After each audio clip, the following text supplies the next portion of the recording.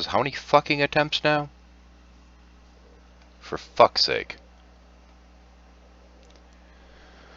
Sometimes I really hate Google. I don't know what the hell's going on to this thing's fucking up so bad. Because the whole cachey thing, I don't know. Hopefully I can get it to start failing on me now and I won't have to worry about the shit later. Well, let's turn on a little wave test thing to force more down the fucking bandwidth and see what happens.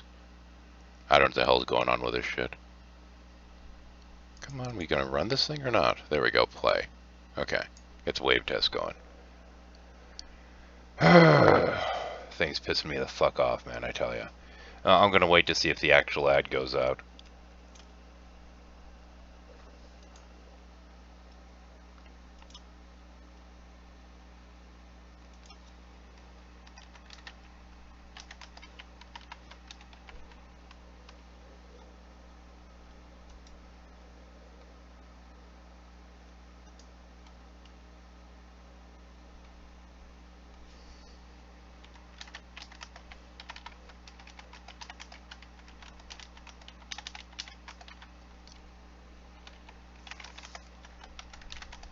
I have no idea what the hell's going on here.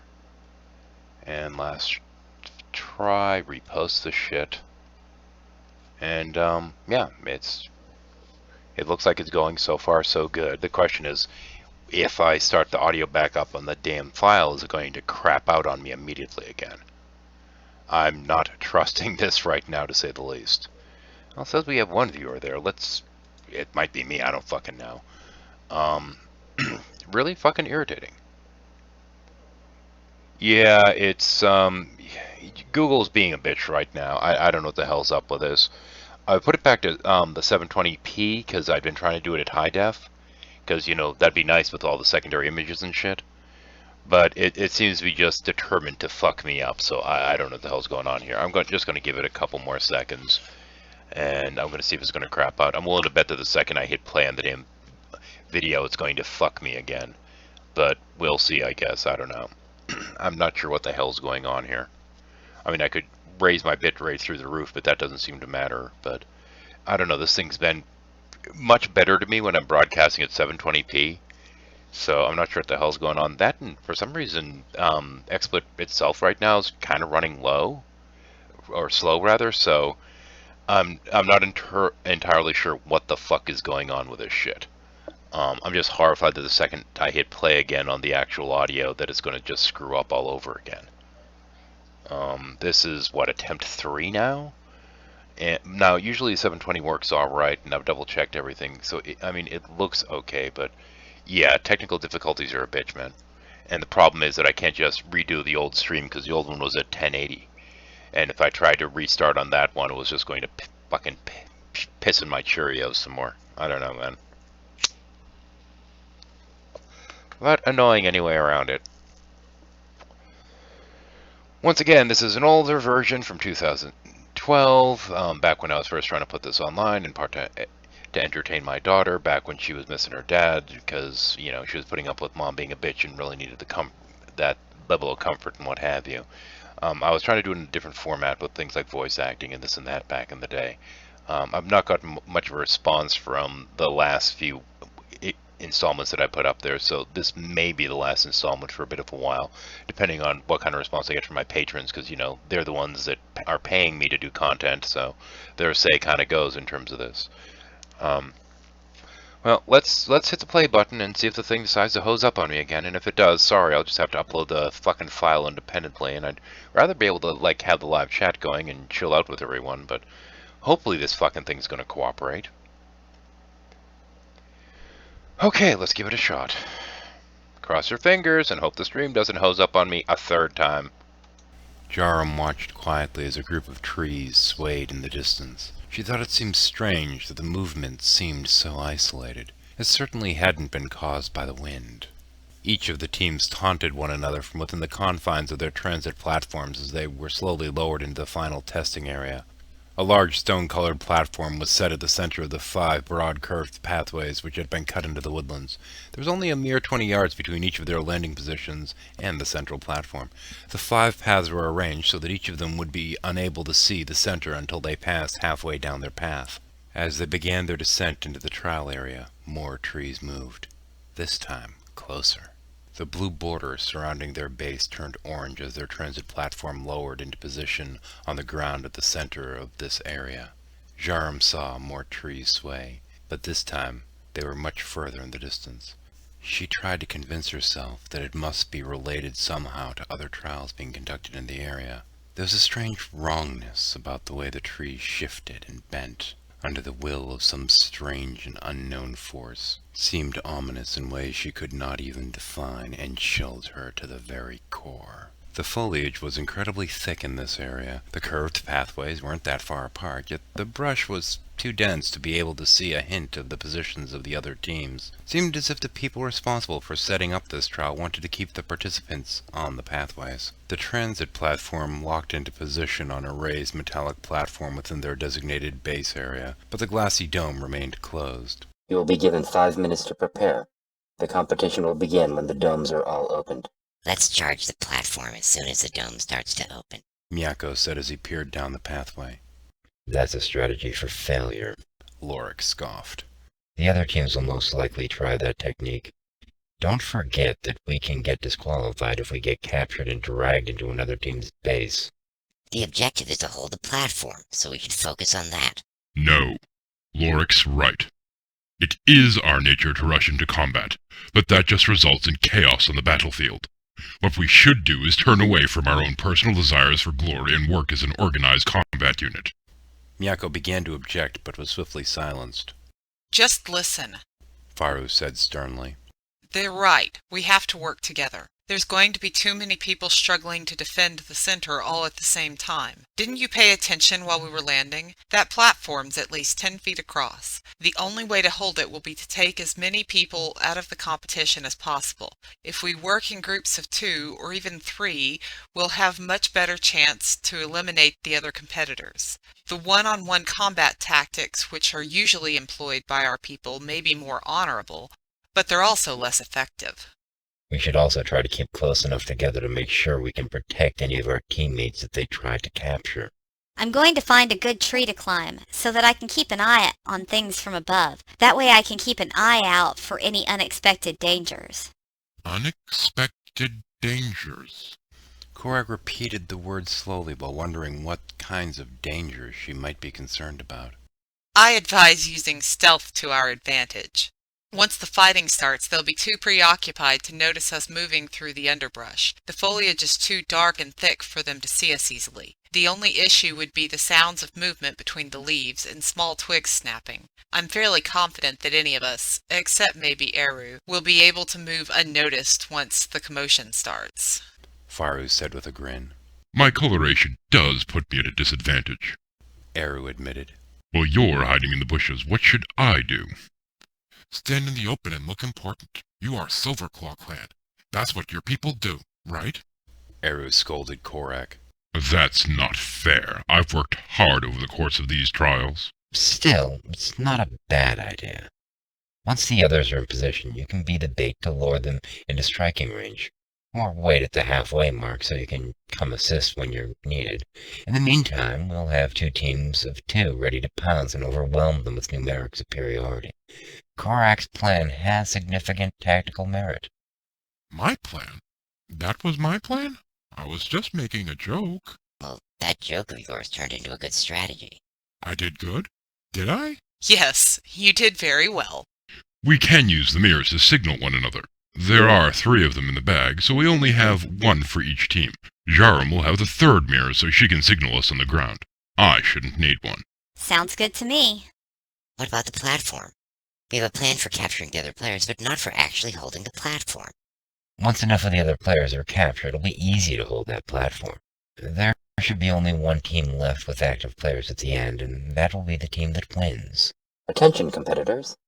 Please stand by while final field preparations are conducted. Please note that any participant who breaks the outer perimeter will be disqualified. Laser light illuminated a partial ring around the trial area. A section to their right remained dark, preventing the completion of the circle. That's not far from where those trees were moving. System fault detected. Reinitializing outer perimeter now. What did you say, Jarum? It's probably nothing. Jarum said while trying to reassure herself as she watched where the dark spot in the barrier had been. Once again, the outer ring of the competition area was lit up, but this time there were no gaps in the circle of light. Team regions will now be displayed. That's what happens when they overcomplicate the trials. Team Chartreuse active. The voice said as green light rose into the sky toward the right of their position. That's a strange word. It's the name of a color. It looks green to me. Team Amber active. The voice said as the green light faded and the barrier around their own base lit up the sky around them. This color is orange. Different shades of colors have different names. If you'd rather I call them green and orange when I call out instructions, that's fine with me. Team Magenta active. The voice said as the orange light faded and an area off to the left lit up. Is that pink or purple? It's more pink. I don't know. It looks more purple to me. We'll call it purple. Team Azure active. The voice said as the light switched yet again. This team area looked to be directly opposite of their position. That color is blue. Jarum noted to herself that the gap in the outer barrier had been somewhere between the green and blue positions. The blue lights faded as the final player base location was lit. Team White active. Look, a normal color. They finally got one right. I'm just glad they didn't have a second shade of one of the colors. I don't even want to know how much that would have upset poor Korak. As the white light faded, Jarum realized how close it lined up with where the movement within the trees had seemed to be heading. The third area of movement had been further away, but without knowing the cause, it still seemed foreboding. The objective is to hold the central platform as long as possible. Only one team may hold the platform at any given time. The platform will only consider to be held by any given team when there are no members of other teams on the platform at the same time. While within the center, the floor under a participant's feet will be lit up displaying their team color. Anyone not wearing an armband will not be recognized by the sensors. Participants not wearing their armband will be disqualified. Further participation by disqualified players will result in the disqualification of their entire team. The platform will light up under us. That's what they said. Lorik said with a twinkle in his eyes. I suppose we should avoid the platform until enough players are disqualified. It will make it harder for the others to figure out which team we're with until it's too late. Silver and Shadow clans are very rare. I wouldn't count too heavily on keeping our enemies disoriented. Did we decide on which of us were pairing up? Not yet. I'll go with Pharaoh. Actually, I was going to suggest that you and Lorik form one pair and I'll take Korak with me. As the glassy dome around them began to slide open, they could hear roars and yells in the distance. Now that's enthusiasm. I wonder which team it is. It sounds like it's coming from the direction of the white team. Eru said as his ears twitched. They really need to work on their war cry. I can't decide if it sounds like they're going to war or to the butcher. Once the dome had finished lowering, they traveled down the pathway until it bent toward the central platform. Lorik and Miyako entered the tree line to the left side of the path, and Korak, Faru, and Jarum moved into the woods on the right. Eru stood in the middle of the pathway and waited while they moved into their positions. The swaying of a single tree was the only indicator of Jarum's ascent. The other teams hadn't taken their time and were already struggling to control the platform. He hadn't been too sure about the tactics they were using, but from what he could see, the struggling of the others up ahead, he was glad they hadn't merely jumped into the foray. He could see the circles of light at the feet of the participants while they were on the platform. The magenta team had opted to charge in full force and were sticking close to one another. A broad swath of pinkish light at their feet was clearly visible even at this distance. The Azure team had chosen to be more cautious, sending in only 3 members to the center, while 2 others sat just within the tree line near the bend on their side. Eru waved to the cubs from the opposing team as they adjusted their position within the trees. He waved both arms in broad movements to make sure they'd seen him. If he could annoy them enough, they'd be more likely to make a mistake. Korak ran out of the woods a mere 3 feet from Eru's position, carrying a cub on his right shoulder. Can you take this one? He said as the cub tried to claw and bite while screeching. Eru laughed as he grabbed at the cub's flailing arms. What team is he from? The green one. This one tried to sneak up on us. Korak carefully lowered the cub to the ground while Eru helped restrain his arms. Jarum signaled to Faru once Korak had delivered the cub successfully to their base. From her position, high up in a tree, Jarum had a clear view of the action on and near the central platform. Each team had their own strategy, but none of them had been able to gain much ground. Her team had made the first capture, but that had been mostly due to poor planning on the part of the other teams. She wondered if the green team had figured out that they'd lost a member yet. The magenta team's strategy was interesting. They're advancing forward in a tight circular formation. It was an effective defense ploy, but didn't seem that strong offensively. It will be interesting to see what will happen when they attempt their first capture. The green and blue teams had only sent 3 members into the center. The last 2 members of the blue team had vanished into the brush near the bend in the path, and the green team had 1 member left hiding in the woods. Jarum still hadn't seen any sign of the white team. She was hesitant to give any direction to her own team until she knew what had happened to the white team. 1 member of the blue team kept rushing toward the purple phalanx, then withdrawing. His teammates remained close behind him so they could pull him back if he was grabbed. The green team seemed to be watching the exchange while talking softly among themselves. Jarum couldn't decide if they were plotting or if they were waiting for an opportunity. As Jarum watched the purple team, she realized there was only one surefire way to break up their formation. She hurried down the trunk, then ran through the woods to Eru's assigned position.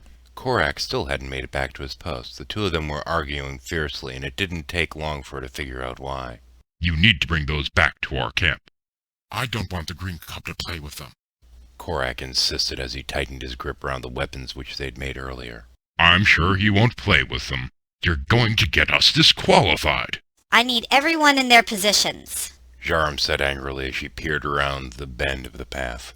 Korak, hide the spears behind that tree trunk over there and get back over to Faru. I have a plan and I need to coordinate with all of you.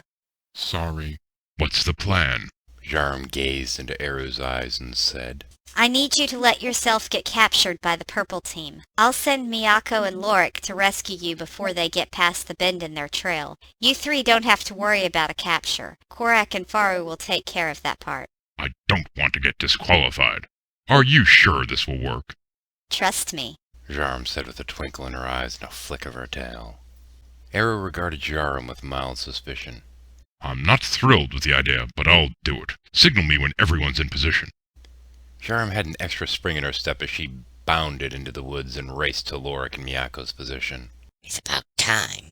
Miyako whispered angrily as Jarum came up behind them. I need you 2 to move to a new position. I'll need you to rescue Eru, who will be allowing himself to be captured. Did he agree to this? I wouldn't be here if he didn't. Just listen to what she has to say.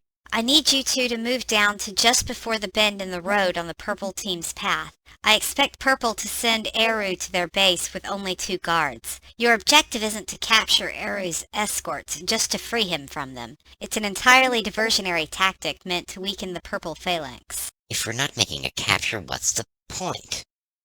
There will be 3 of them left out there. Blue is already targeting them, and green seems to be waiting for something to happen. So if we send in Faru and Korak to capture 1 of the remaining 3, and time it just when the blue team moves in for a feint, we may be able to eliminate 2, if not 3 players from the purple team. Exactly. Miyako looked confused. I'll explain it while we're getting into position. Jarum, I'll signal you when we're ready. Jarum nodded her approval, then moved to the edge of the orange team pathway and waited for an opportunity to cross back to the woods on the other side, where Korak and Faru were waiting. The situation on the platform hadn't changed at all. The purple team was still holding its tight formation, waiting for one of the other teams to make a mistake. The blue team was still taunting the ranks of the purple team. The green team stood ready to strike as they watched the interaction between the purple and blue teams. As Jarum sprinted across the pathway, Eru advanced halfway toward the central path. Jarum disappeared into the foliage. Be ready to strike, she said to Korak and Faru as she bounded to her tree and rushed up the trunk. Upon returning to her perch, she signaled Lorik and Miyako with her mirror. They signaled back after a moment's pause. Everyone was in their place, but Jarum was still concerned about the white team. She watched the treetops for any signs of movement and saw a small group of trees swaying near the location of the green base. Apparently, White had opted for a rather unusual strategy. She would have to keep an eye out for more movement within the trees, but at the moment, the white team was no threat to her plans. She used her mirror again, this time to signal Eru. Eru had a few ideas of his own. He strode proudly into the central clearing and stepped onto the platform. He stood there strong and proud like he were some great conquering hero. Stick to the plan. Member of the purple phalanx faltered, not sure how to respond to the newcomer. The blue team continued their offensive against the phalanx and nearly managed to pull one of them free of the formation. One member of the green team drew back toward their path while two others cautiously advanced on Aru's position. What is he doing? I have no idea. Jarum replied with a shrug as she watched in dismay. Aru motioned the two green cubs over while grinning broadly. They hesitated. He motioned for them to hold their positions, winked, and then charged into the center of the purple ranks. The green team stared agape as Aru struggled and fought against the entire purple phalanx. The member of the blue team, which had been taunting the purple team, lunged forward and grabbed a member of the purple phalanx and swung the cub into the waiting arms of his teammates, who rushed the purple cub down the path to where the remaining two members of their team were waiting to receive their captive. Aru thrust his arms into the air and waved to the green team, who suddenly understood the meaning behind his theatrics. Two green cubs rushed forward to capture a member of the purple phalanx, while the other two members of their team rushed over in an attempt to capture the one member of the blue team which had been left on the platform. Now! Aru called out as one of the three purple team members, which he'd been struggling with, turned to try to assist their teammate, which had been grabbed by the green team. Faru and Korak charged out of the brush and seized the purple cub which had been charging Green's position. Aru struggled hard to maintain the attention of the remaining two purple cubs as each of the other teams dragged one member of the purple team back to their base. The two members of the blue team which had handed off the purple cub rushed back to help liberate their teammate, which was in combat with two members of the green team. While the blue and green teams were struggling, the two remaining members of the purple team finally managed to subdue Aru and began dragging him toward their base. Sharam quickly signaled Lorik and Miyako and let them know Aru was headed their way. In one decisive blow, the purple team had been virtually eliminated. A 3-on-2 struggle between the blue and green teams was underway on the platform, while two members of each team were escorting captured purple cubs back to their respective bases. Whichever team was able to drop off their captives and return first would be the victor in this skirmish. Shrieks and war cries sounded from the green camp. Jarum looked in the direction of the green base and watched as the trees swayed until the area fell silent. So much for green reinforcements. As Lorik, Miyako, and Aru rushed through the central clearing, the remainder of the blue team arrived after dropping off their captive. The remaining two members of the purple team must have retreated to their base to regroup, just as Jarum had anticipated. Regroup at the bend. After regrouping, Korak, Miyako, Lorik, and Faru returned to their positions in the woods. Aru, on the other hand, stood at the end of their pathway, just on the edge of the platform, and watched the remaining green cub struggle against the superior numbers of the blue team. One of the cubs from the green team managed to break free from their captivity at the hands of the blue team and ran back toward their base. They're sure in for a surprise. Jarum chuckled as she looked in the direction of the green base. The movement of the trees had moved away from the green base and was rapidly approaching the orange base location. White's sneaking around towards our base, so no more captures until I know they're clear of the area. A shrill shriek rose up from the direction of the green base. Mere moments later, a loud roar resounded from the location of the orange base. That's not right. Is White attacking our captures? She watched the trees as the orange base fell silent and the movement within the woodlands proceed toward the location of the purple base. I hope the area is clear over there. Jarum whispered as panicked feelings welled up inside of her. Is that really the White team, or is it something else? The blue team had claimed the platform. The remaining members of the purple and green teams were nowhere to be seen. Aru stepped up on the platform, breaking the sovereignty of the blue team. Jarum watched nervously as the movement of the trees passed beyond the purple base and continued towards the location of the blue base. Whatever was out there in those woods was moving much faster now. Jarum tried to call out a warning, but found that no sound would pass her lips. She sat in the tree, motionlessly, trying to break free of the paralyzing fear which had gripped at her. The blue team had captured two cubs, both of which would die unless she found her voice. The blue team was the only group which had managed to hold the platform for any length of time. All they had to do to ensure their victory was to make sure none of the other teams were able to claim the platform. Aru's presence on the platform was more of an inconvenience than an actual threat. The members of the blue team stood in a tight circle at the center of the platform, looking outward. Aru looked around for any signs of the other teams. By his count, there should be 2 more purple and 3 more green out there, and that's not to mention the entire white team. The blue team had 5 members left in the field, and Jarum's inclusion in the orange team wouldn't be of great benefit in this situation. He felt confident that the white team must be laying in wait until orange and blue resolved this initial conflict. Which of you is the blue leader? A spotted cub with a deep scar under his left eye spoke softly. Do you think that you can weaken us by taking out our leader? I assure you that would be costly. Don't forget that the white team is still out there somewhere. They've not shown their faces once, so I expect they're waiting for us to settle this before they make their move. Jarum watched the trees move from her post high up in the treetops. The sounds of creaking timbers seemed to echo in her ears, while the voices below seemed muted. They were wrong. The white team wasn't waiting. That wasn't the white team out there in the woods killing off the cubs which had been captured during the trial. It was something else, something sinister and intelligent.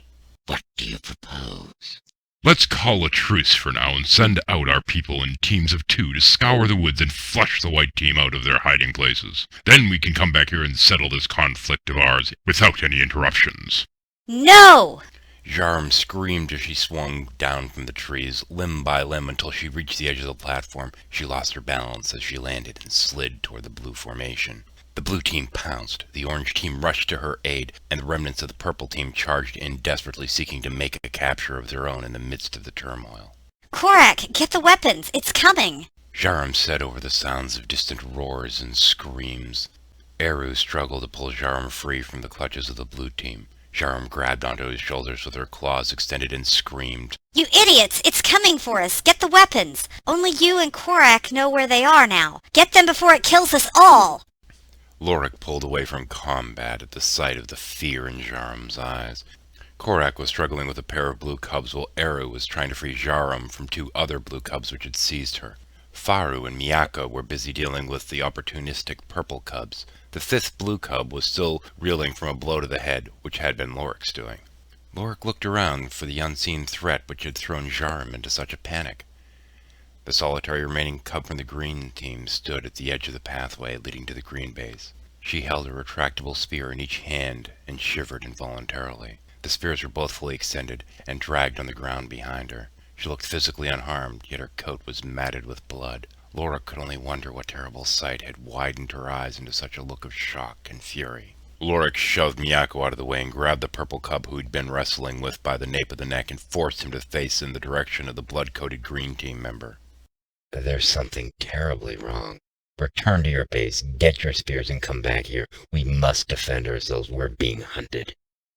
The second purple cub lunged towards Lorik, but was stopped by his companion. We will do as you've requested, The cub said as he pointed out the green cub to his companion. Miyako, Faru, come with me. Lorik ordered as he rushed to help Aru free Jarum from the clutches of the blue team. Stop fighting and listen to what she's saying. Eru, go get the weapons. It's coming for us all! I go too. Korak said as he flung one of the blue team members to the ground while backhanding the other. Stop fighting us and go arm yourselves. There is a greater enemy afoot. Do you really think we'll fall for that? Just let me go. Go get your weapons. Don't let yourselves die because you're too busy worrying about me. Lorik grabbed onto Miyako and Faro's arms and said, Go get your weapons. 2 of the blue team members attempted to grab Lorik, but he leapt back just in time to evade them. The sound of tree trunks splintering echoed through the clearing.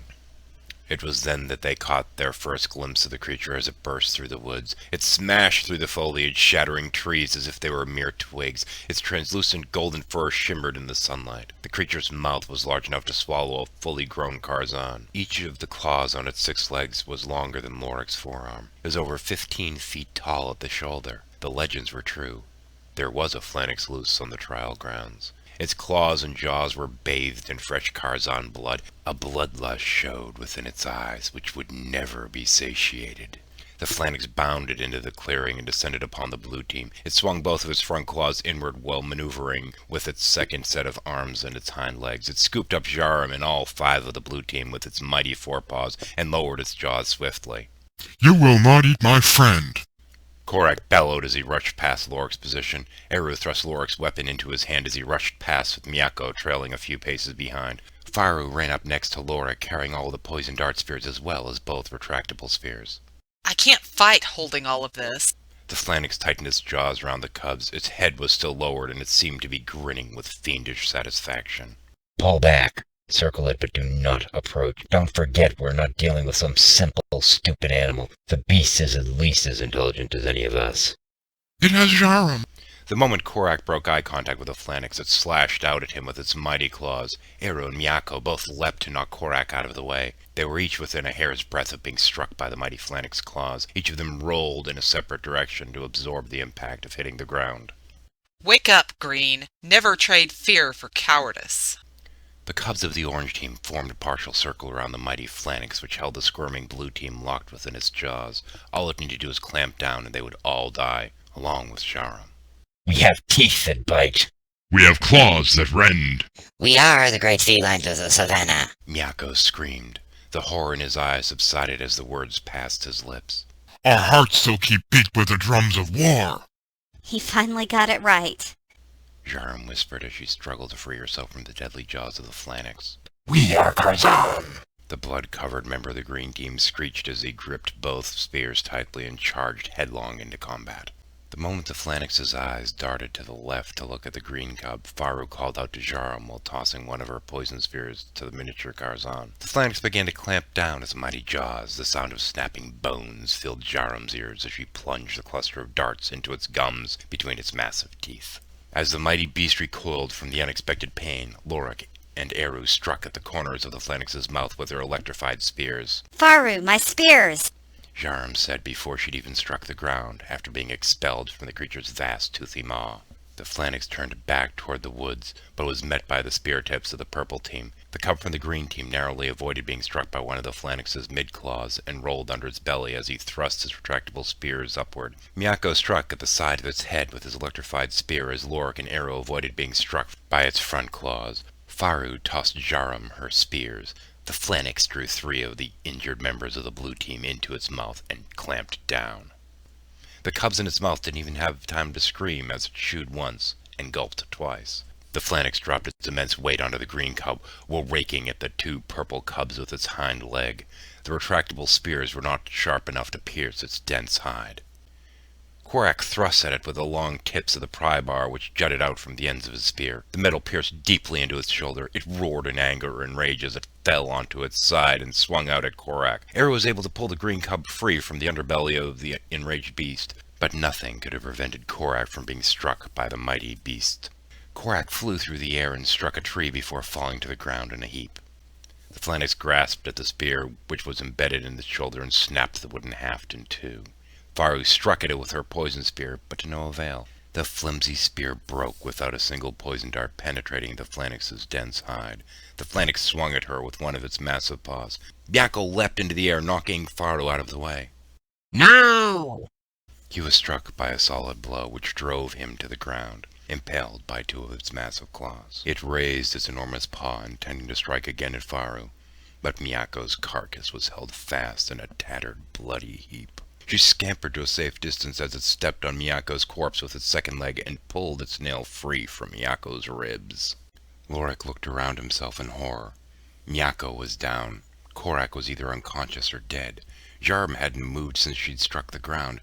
Eru was dragging an injured cub to safety. The remnants of the purple team had fled back into the woods. The situation seemed hopeless. The phalanx was also looking around, evaluating the situation. It clearly didn't view the cubs as any real threat. They were merely prey. It gulped down 2 more cubs from the blue team before turning its attention towards Eru and the injured green cub.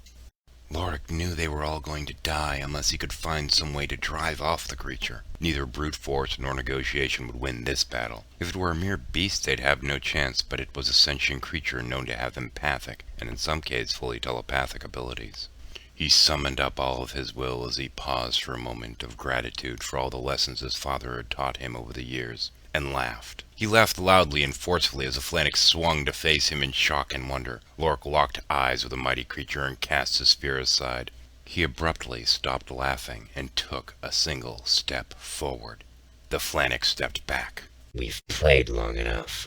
Now it's time to end this. I've grown bored with you. There was a faint flicker of fear in its eyes. He stared into its eyes while projecting as much confidence as he could. He grinned slightly as he began to walk toward it with a slow swagger in his step. The phalanx lowered its stance as if it were preparing to pounce, yet it was backing away. Lorik for the first time noticed the loose flesh near its abdomen. It was female and had birthed a litter recently, but more importantly, it seemed to understand what he was saying. I'm not going to let you run away yet.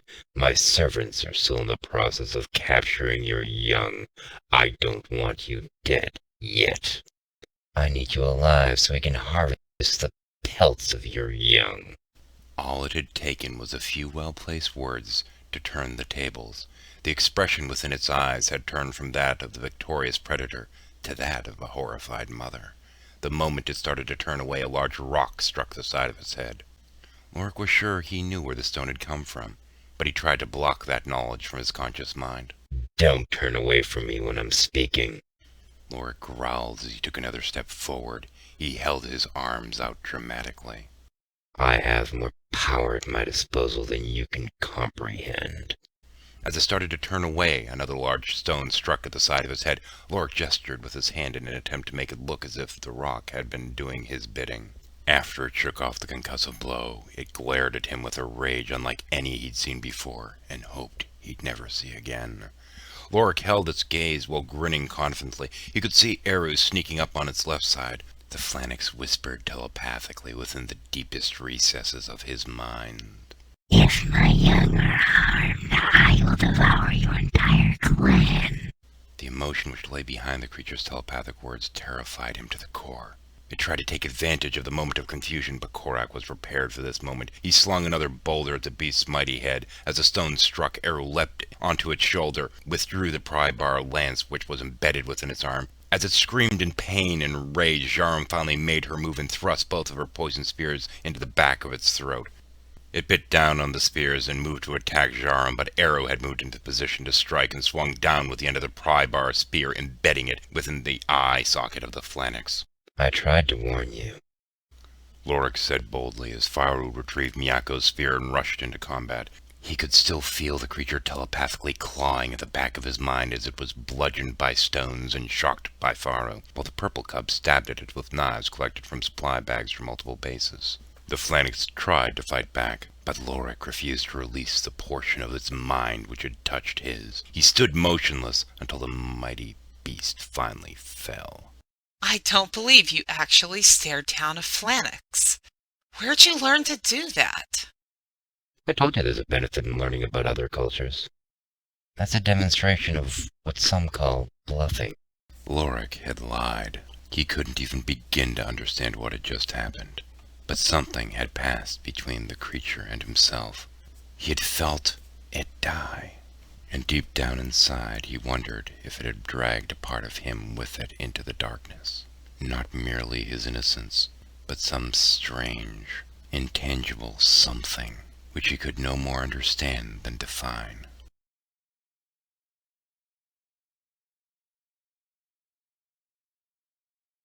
Oops, okay, there we go. Let me see if I can switch my screens here. There we go. I hope you all enjoyed this 5th installment. I'm debating whether or not to throw together 6. 6, much like technically the first couple I'd already done in this format, but a lot of this is me trying to get the cognitive recovery underway. So, because there was a good amount of cognitive damage that was done during the stroke. I don't know, man. It's been a frustrating and really hard road, and I kind of feel like this is the point at which I really need to speak to the folks out there that are, well, good part of my audience. The first few episodes of this didn't really get much of a response from the community or what have you. I don't know whether my patrons are going to urge me to keep going with this or not, and if they do, I'll probably at least try to keep going with it. But the goal was to get back to the point that I could storytell on the fly. This one here had hours and hours of efforts into the initial production of it. It took a hell of a lot of work on my part. And then the damn file got corrupted, so as you saw, the map tags ended up stopping moving, and I had compiling errors and what have you. But it was kind of fun doing it. At the same point, though, I have technically 2 more chapters written. It's really only 1 more chapter, but with it being 28 pages, I've recently decided to split it in half. Thanks, King. I may see about keeping going with it. My concern is when I get to chapter 9, really more than anything else. It'll be continuing like I did in the first few, mind you, not like this one, because this one, as I said, was a lot of effort and a lot of work into this particular part of it. But a lot of that was that I needed to do something extra and something special for it, because there's so much going on in this particular sequence that I was worried about people potentially getting lost. And it was kind of fun having that little red dot moving around the outer edge and people thinking, what is it? Because, you know, fun. But I may see about throwing together 8 and 9 and putting them up. I don't know, maybe in a week or so if there's enough interest in it. But after that, it's going to be all new content, and the physical writing part of it is what I'm really unsure of right now. I could certainly, I don't know, I could certainly give it a shot, but it's going to take a lot. But anyway, around it, next week I'm going to start putting back up the regular content if I continue doing these, and I'm going to leave that really to my subscribers as well as my Patreons, and so my patrons rather. Now, granted, the patrons' opinions have more weight because they're the ones paying me. That's kind of how these things work. But in any case, the next big scene after this is, so to speak, the aftermath of this particular portion of the trial. And the Cubs end up being put on trial for the murder of everyone that died there, because as far as leadership's concerned, there is no such thing as a phalanx on the ground. So, for those of you that want me to continue this, just let me know, and comment, whatever. And probably in about a week or so I can see about getting that together and put up if there's enough interest in it. Otherwise, it's just going to be regular content for the time being. Clearly, though, I'm not quite ready to get back to working on the 12th Tribe RPG, so we'll see how it goes with this.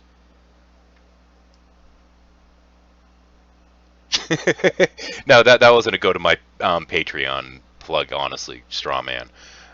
It's just one of those things that the folks that are my patrons, if they're interested in this thing as they're throwing money at me every month, I'm going to tend to listen to their desires a little bit more than the people that are just there in the comments.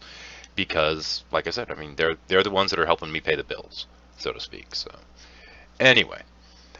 But yeah, Chapter 9 isn't even written yet, and it has the death of one of the remaining characters. And this is part of why I stopped writing it when I did, because it would be the death of my wife's favorite character. And yeah, I spent about 8 months trying to figure out how to save him, and I can't. Which is kind of unfortunate, so it's one of those things, he's not dead until I write the scene. And, you know, angry wives and all that, generally not a good thing. Yes, spoiler, but I'm not saying which one. But there is a lot coming up. Lorik, I do have to forewarn you, he shows up in the main novel. He has a cameo in the main book. I actually decided to go down the road of writing this particular story in tribute to a friend of mine that was incredibly obsessed with cats, that was the one that pushed me when I was running my old role-playing games to actually create the Karzan race at all. They're modeled in part after the felines in the Mankazin Wars, except, you know, being that they're mine, I had to take them in a very different direction, and that they're technically, although they think they're a warrior race, they're technically a slave race, but that comes up later. But yeah, the pirate captain, head of the Mercantile Marines, Baron Deloric, actually shows up in the main book. And he was meant to be a wink and a nod to that particular friend of mine.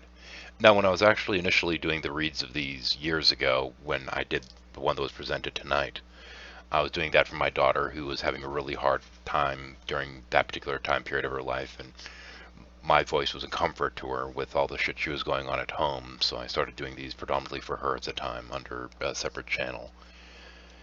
And yeah, that's kind of that. In any case, I'm going to leave that be, and I guess I'm going to end this in a moment. And for those of you that listened, thank you for joining us. And there should be, well, there should in theory be links to the original chapters in this. I have to change the link for this video on the Patreon page at some point. I'll get to that when I get to it, because it took 3 times to get that damn video to play properly. In any case, I don't know, maybe I'll do a hangout out of this, I don't know. And y'all have a good one. Take care. Until next time.